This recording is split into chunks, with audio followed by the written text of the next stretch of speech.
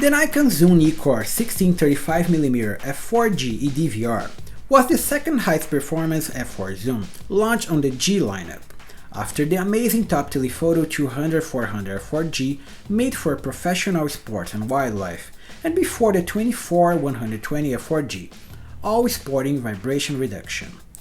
Also coming as a lighter, smaller and cheaper alternative to the 24-14mm f2.8G, this new 16-35 was the first wide-angle zoom to support vibration reduction, making it easy to work under low light. At 82 by 125mm of 680 grams of mostly plastics, the first thing we notice on the AFS 16-35 f4G is the size, far from compact and meant for business. The external plastic shell makes it resistant to scratches and resilient in case of impact, and it's much easier to handle than the gigantic 14-24. The usability is also easy with two operational rings on the barrel, one near the camera moving the focal length from 16 to 35 at just 80 degrees. A bit easier to turn than I would have liked, and at times I shot at 18 or 22mm when I thought the lens was set at 16. At the front, the manual focusing ring is also not the best, with a huge play between this ring and the actual distance setting, making for imprecise adjustments. I really recommend using it only with the AF. Inside, Nikon employs its SWM silent wave motor for autofocusing that is reliable, fast, silent and accurate, here tested on the D800E. And finally also inside, the 16-35 f4G had a market's first at time of launch, the internal stabilizer capable of compensating for up to 4 stops of the shutter speed. It makes it incredibly easy to shoot interior design, architecture and product photography on the go without setting up a tripod, and was later copied on various brands. But it was and still is a major purchasing decision, and it actually lived together with the AFS 14-24 f2.8G, one extremely high quality for high resolution jobs, and the other for practicality, when I couldn't count on a tripod.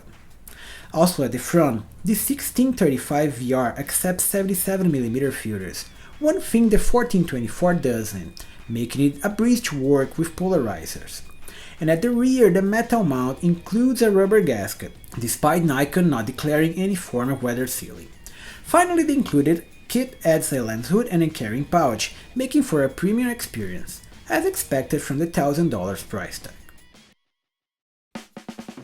With a 17 elements in 12 groups optical formula, sporting 3 aspherical and 2 UD elements, all with nano crystal coating to enhance contrast and reduce flaring. Following the steps of the near-perfect AFS 14-24 f2.8G was a tough challenge for this AFS 16-35, one that it failed to deliver. Make no mistake, this lens works when stopped down, delivering good resolution across the frame for most jobs, from social media to average prints, made easy by the new stabilizer and portability. That will be far more important for most jobs. But it doesn't deliver the same levels of details and clarity of its larger brothers, and that raises questions for professionals. Should we jeopardize our files over convenience, or pay the extra price for the 24-14mm? I opted for the second one. Wide open, the 16-35 f4G lacks resolution on the frame's corner, taking away some of the magic of high-resolution cameras. The frame center displays much better levels of details that will be visible on large format prints, lagging around the edges where they appear smudged.